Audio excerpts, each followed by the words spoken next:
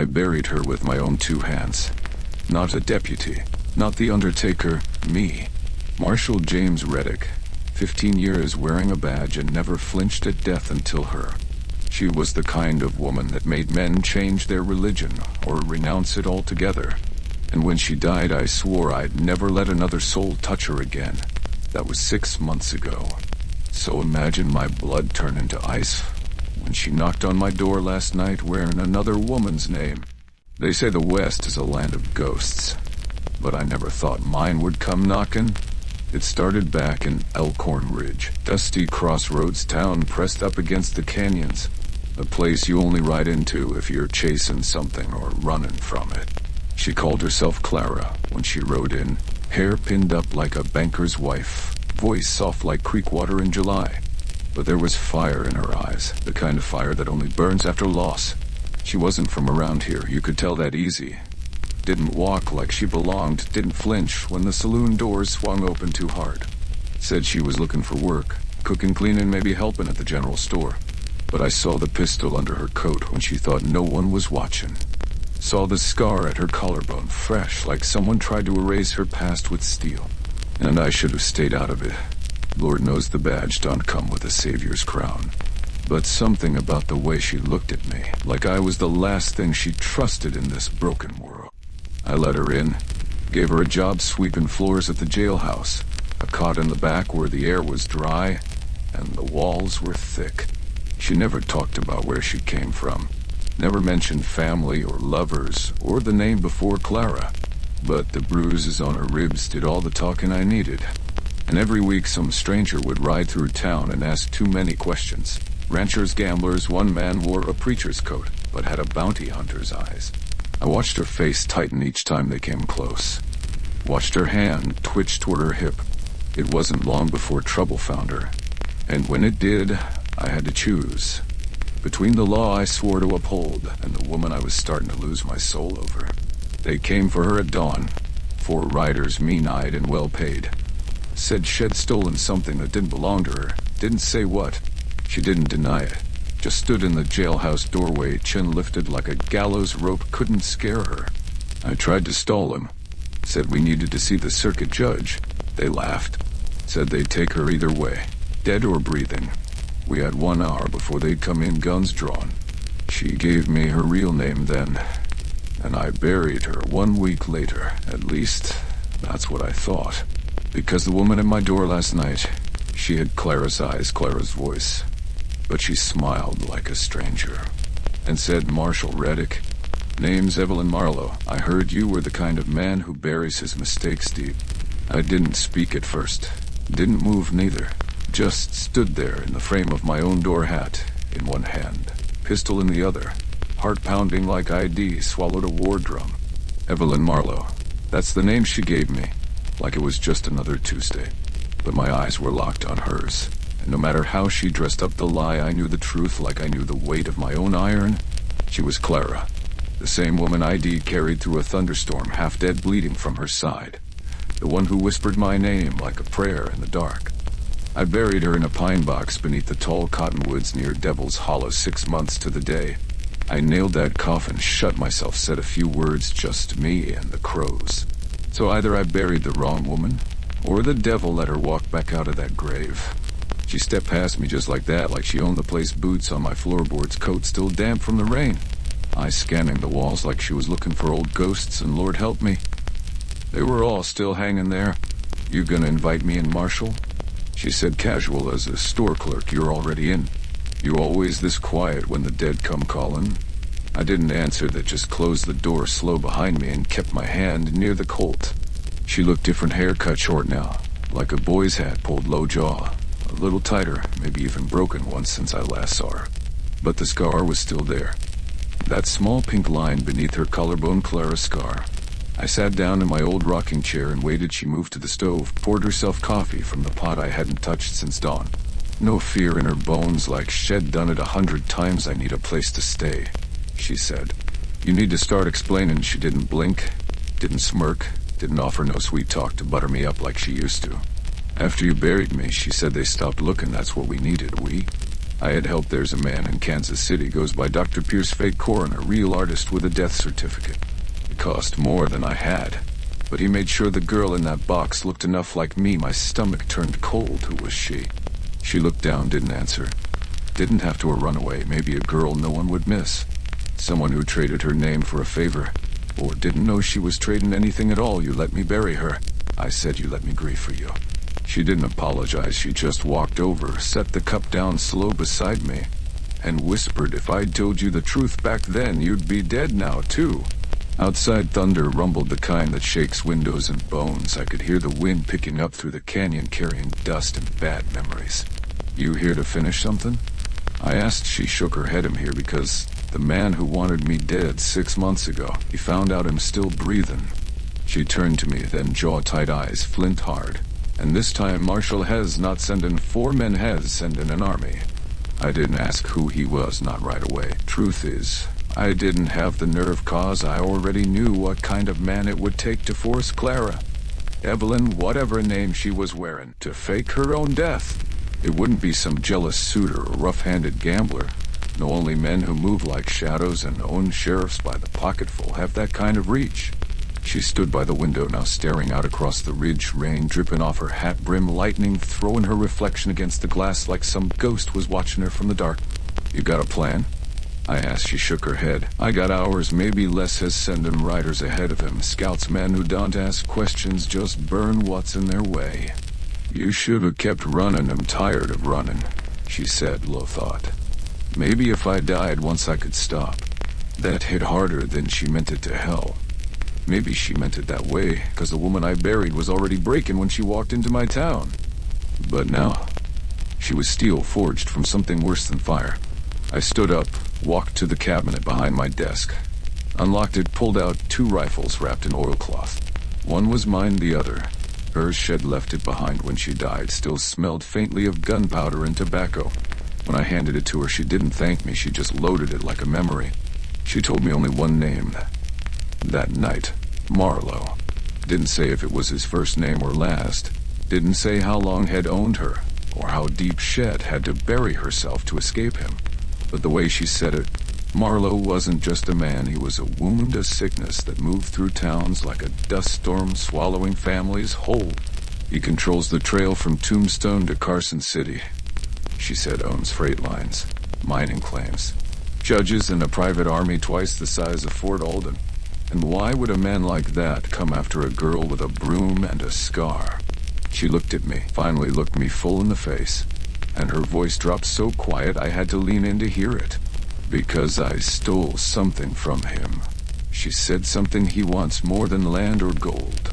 I didn't press her, didn't matter what it was. Not that night. What mattered was this Clara, Evelyn, was being hunted, and the bloodhounds were already sniffing around my fence line. I told her she could stay the night, sleep in the back room where she used to fold laundry and patch my shirts. She didn't say thank you, just nodded and disappeared down the hallway. I poured a drink, then another. Sat by the fire trying to make sense of how a dead woman could just walk back into my life and drag hell in behind her. But it wasn't until just before dawn that I noticed it. On the table, tucked beneath the empty coffee cup, a folded piece of paper. One name written in ink I had seen in 6 months, Clara Rose. And beneath it, a note: if I don't make it through this, burn this name for good, don't let him find it again. And don't dig another grave for me, Marshal, if I fall this time. Let me vanish for real. I burned the note right there in the fireplace, didn't hesitate, didn't blink. Some names don't belong on paper, they're meant to vanish. Like smoke, like old sins. Sun hadn't even kissed the ridge yet, and already I could feel the change in the air, a stillness like the town was holding its breath. I stepped outside just as the first scout arrived. Ryder came down the north trail, slow and alone, but he wasn't no drifter, too clean, too upright in the saddle. Horse was black eyes, wide and mean, like it was born and bred for war. He stopped just short of the livery, didn't speak, didn't need to. I saw the mark on his coat, a blood-red spade stitched into the collar. That was Marlowe's brand, and where there's one, there's more. He tied off his reins like he had every right to be there. Walked straight to the saloon boots, quiet as sin. Didn't ask for a drink, just sat in the corner watching folks like he was shuffling a deck in his mind, trying to figure out who needed killing. I watched from across the street, didn't move, didn't breathe too hard. Clara was still in my house, and I wasn't about to draw attention to the one woman in town that was supposed to be a memory. But before I could think on it more, another one showed up. Then a third.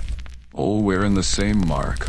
All riding different trails into town like snakes coming out of the brush from every direction. By noon, there were 5 of them, and none of them asked about Clara, not directly. They asked about me. Marshal still run this place? Still living alone? Still got that jailhouse behind the post office? They weren't here to question. They were here to watch, to wait, like the main event hadn't arrived yet. But the seats were filling fast. Back at the house, Clara, Evelyn, was taking apart her rifle in pieces, laying each one on a cloth like she was counting her regrets. She didn't ask how many came. She already knew more were on the way. Once it's certain I'm alive, she said he won't stop. Not until he sees my corpse for himself. I didn't ask what she stole. Still didn't matter. What mattered now was fortifying the place. My house was built strong. Stone foundation, thick walls, iron latch across the cellar. But it wasn't a fortress, and I was just one man with an old badge and a bullet-burnt shoulder. She watched me board the windows, nail planks over the back room. Watched without flinching like she'd been through this before.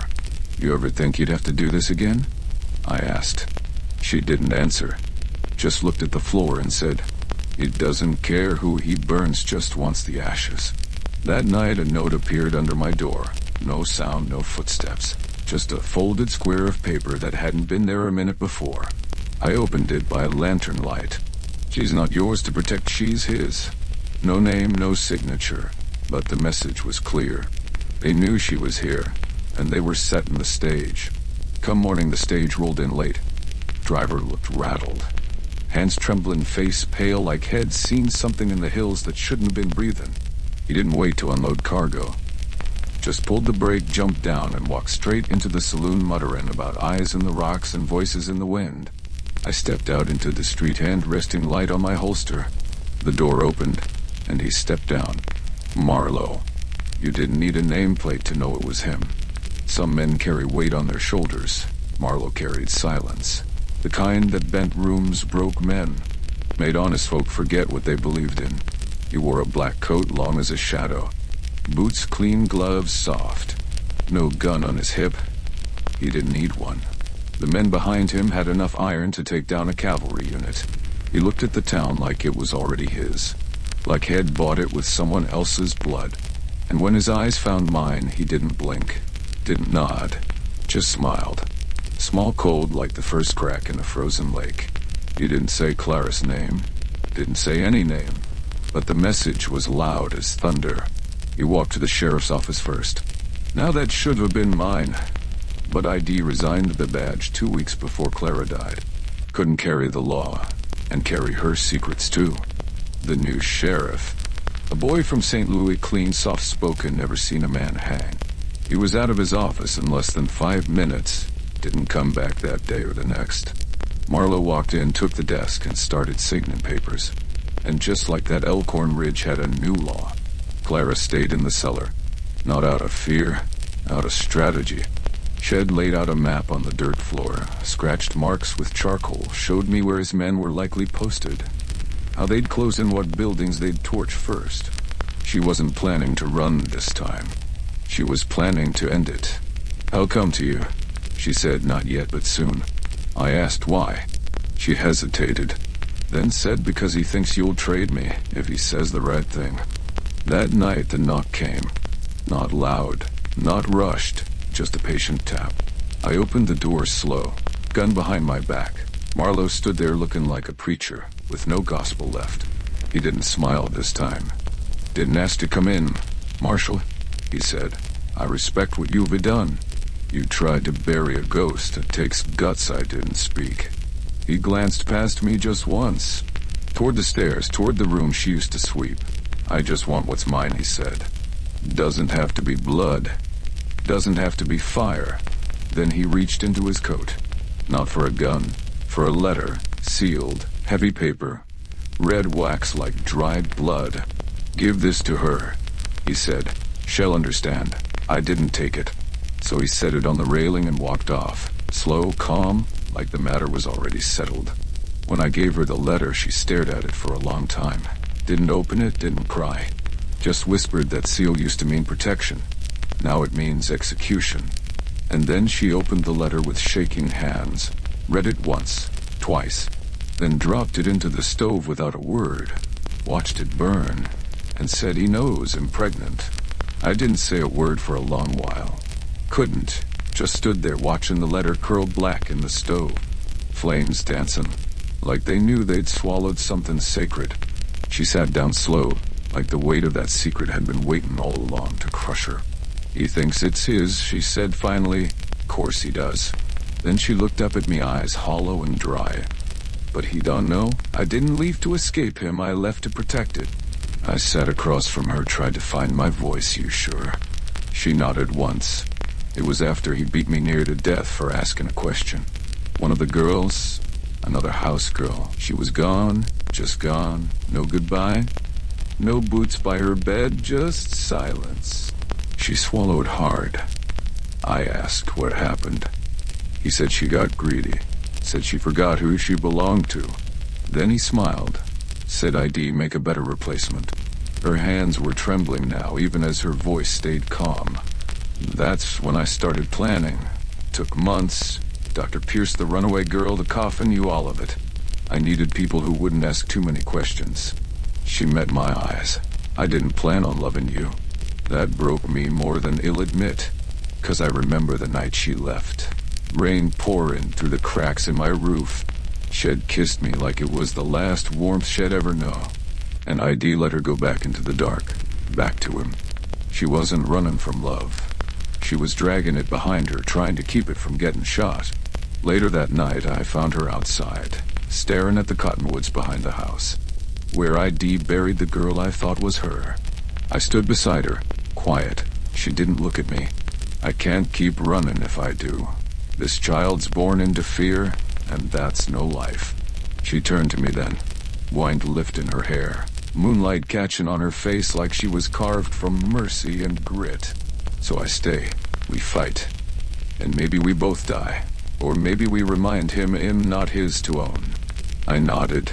No more questions, no more doubt. If she was staying, so was I. We spent the next 2 days fortifying. I turned my home into a war post. Rifles in the rafters, tripwire on the fence line, extra cartridges buried in the shed floor. The town wouldn't help. Marlowe's men were already walking the streets like they wore the deed to every building. But I knew he wouldn't burn the house, not yet. He needed her alive long enough to make her suffer. He wanted control, not just revenge. Day 3. The ultimatum came, a noose hung on my front gate. Fresh rope empty, but the message was clear: surrender the girl, or we fill it. I left it there. Let it swing in the breeze like a warning. To him, Clara cleaned her gun that night in silence. I sat beside her, polishing mine. She broke the stillness with a whisper: if I fall tomorrow, you tell the child who I was. Not what I did not, who hunted me. I looked at her. You ain't fallen. She smiled. And for once, it didn't look like sorrow the next morning. The horizon burned orange, dust cloud rising, riders coming. Not scouts, not messengers this time. It was Marlowe himself. They came with the sun behind them, so you couldn't count the men until it was too late. Silhouettes on the ridge, 12 riders, all in black. And one carriage covered in dust and arrogance. Marlowe didn't ride in like a warlord, he rolled in like a king. He stopped 100 yards from my gate. Didn't dismount, didn't shout, he just lifted one hand. And 4 men broke off, spreading down each side of the property like wolves circling a fire inside Clara, and I stood with loaded rifles, every window covered. Clock starts now, I said. 30 minutes, and they'll try the back door. She didn't blink. She just lit the fuse on a line of powder wet buried beneath the porch steps. If they step wrong, she said, they'll burn. And burn they did. 30 minutes past, one boot hit the top step. Then light, sound, smoke.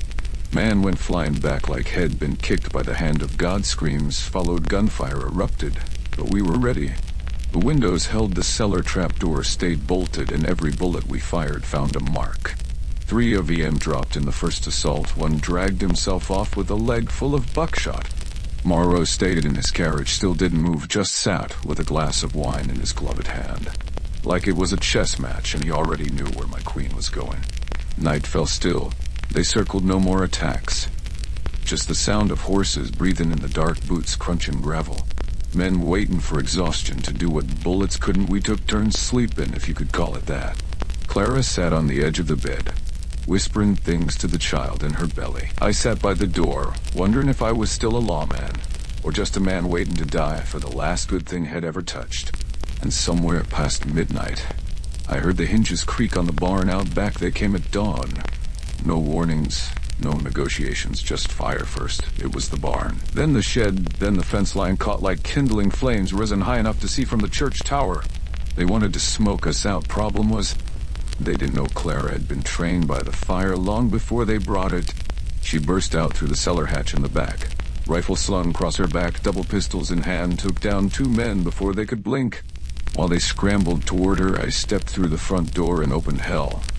2 barrels at a time, reloading from instinct, moving. Like the man I used to be before the badge started, feeling like a weight instead of a shield. We held him for 1 hour. Then I took a bullet through the shoulder, dropped me like a sack of bricks. I thought it was over, thought she'd run, thought she'd have too. But Clara didn't run. She dragged me behind the root cellar wall, wrapped my arm in a strip from her own shirt, and said, "One, you gave me time, Marshal, now I give it back." And she kissed me right there. Blood on both our faces, smoke in the sky, death at the gate. Then she stood alone and walked straight toward Marlowe's carriage. I tried to stop her, couldn't move, couldn't breathe right. Just watched her walk into the smoke, her silhouette flickering like a ghost reborn. Marlowe stepped out to meet her, still wearing gloves, still drinking wine. He looked her up and down, said something I couldn't hear. She didn't speak. He reached for her chin like he was inspecting a possession. And that's when she drew the knife, small, hidden in her sleeve. She didn't aim for the heart, she went for the throat, fast, silent, precise. Marlowe staggered back, hands clawing at his neck, wine glass shattering on the gravel. His guards panicked, opened fire, too late, too wide. She dropped to the ground, rolled, grabbed Marlowe's own pistol, and fired 3 shots before they could even raise their rifles. 2 of them dropped, the third ran, and Marlowe, he choked once, twice, then fell to his knees in the dust, and died looking at the woman he never truly owned. The fire was still burning. When I finally stood, my shoulder was raw, bleeding, but I walked toward her through the smoke. In the silence, she stood over his body, no tears, no smile, just peace. The kind you only earn after you walk through hell barefoot and come out still breathing. We didn't say much, didn't have to. I took her hand, we walked back to the house together. Weeks passed, the town changed, the sheriff came back. Eyes lowered, hat in hand. Swore he'd keep the badge clean. This time the rest of Marlowe's men, they vanished. Some fled, some found Jesus. No one came looking for vengeance. Clara, she never used that name again. She started signing papers as Evelyn Rose, and when the baby came, a girl with eyes like fire and calm like water. We named her Hope, felt right for a child born from ash. And love that refused to stay buried. I still ride, sometimes still wear the badge when the town needs reminding, wine. But at night, I sit on that porch with Evelyn by my side, and every so often I look out toward those cottonwoods where a pine box rests under the earth empty, and I remember the day I buried a woman, only to learn some souls don't stay gone. They rise and come knocking with new names, and one last fight left in MM.